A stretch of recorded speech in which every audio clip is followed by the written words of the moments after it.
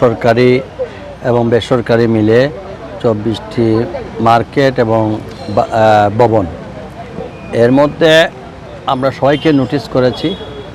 যাই হোক, এখন যেহেতু গতকালকে 7 থেকে 8 বার ভূমিকম্প হয়েছে, আমরা আগাম প্রিকশনের জন্য, জানমালের নিরাপত্তার জন্য আমরা ভূতত্ত্ববিদদের গবেষণা অনুযায়ী আগামী 7 থেকে 10 দিন পর্যন্ত একটা ডেঞ্জার পিরিয়ড, এই ডেঞ্জার পিরিয়ডটাকে আমরা যাতে কম ক্ষতি হয় সেজন্য আমরা সেই সব ঝুঁকিপূর্ণ ভবন মার্কেটগুলোকে আমরা 10 তারিখ পর্যন্ত বন্ধ রাখার অনুরোধ জানিয়েছি।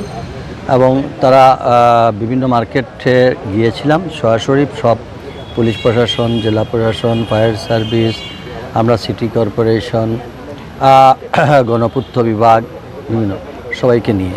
তো সেক্ষেত্রে তারা সবাই আমাদের সঙ্গে একমত পোষণ করেছেন এবং তারা বন্ধ রাখার ঘোষণা দিয়েছেন। আগামীকালকে আমরা দেখব যে ওনারা ঠিক যথারীতি আমাদের এটা ফলো করছেন কিনা।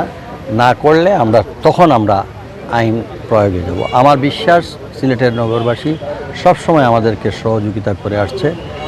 আজকের এটাও তারা যেভাবে বলছেন ইনশাআল্লাহ তারা সহযোগিতা করবেন, সেটা আমার বিশ্বাস। এছাড়া যেসব বিল্ডিং ভবনগুলোকে আমরা এখন এই ঘন ঘন ভূমিকম্প হওয়ার কারণে আমরা এখন আমাদের বিশেষ একটা টিম তৈরি করব, যাতে এরা আমাদের প্রত্যেকটি ওয়ার্ডে খুঁজে খুঁজে যারা বিল্ডিং কোড মানে নাই, যেটা বা আমাদের ঝুঁকিপূর্ণ যেগুলো আছে সেদেরকে আমরা আবার এবং সেই ক্ষেত্রে আমি শাহজালাল বিজ্ঞান প্রযুক্তি বিশ্ববিদ্যালয়ের একটু এক্সপার্ট ওপিনিয়ন নেব এবং থার্ড পার্টি হিসাবে, এবং তার সঙ্গে গণপূর্ত বিভাগের যারা বিল্ডিং এক্সপার্ট তাদেরকেও সম্পৃক্ত করে আমি একটা টিম তৈরি করে দেব এবং তারা আগামীকালকে থেকে তারা বিভিন্ন ভবন এগুলোতে তারা যাবেন এবং এটা পরীক্ষা করবে। এটা মার্কেটে আমি এই পর্যন্ত গিয়েছি, আরও যাব এবং সবাইকে ডেকে কিন্তু মেসেজ দিয়ে দিচ্ছি, সবাই অ্যাকসেপ্ট করেছে। 10 দিনের কথা বলছি।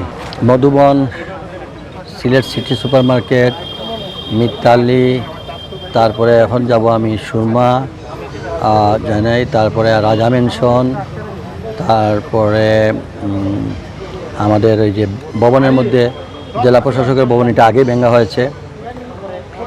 এরপরে আমাদের সিটি সুপার মার্কেট যেটা ছিল আরেকটা, এটাও আমরা ভাঙা হয়ে গেছে। এখন আমাদের আরেকটা রয়েছে আমাদের এই যে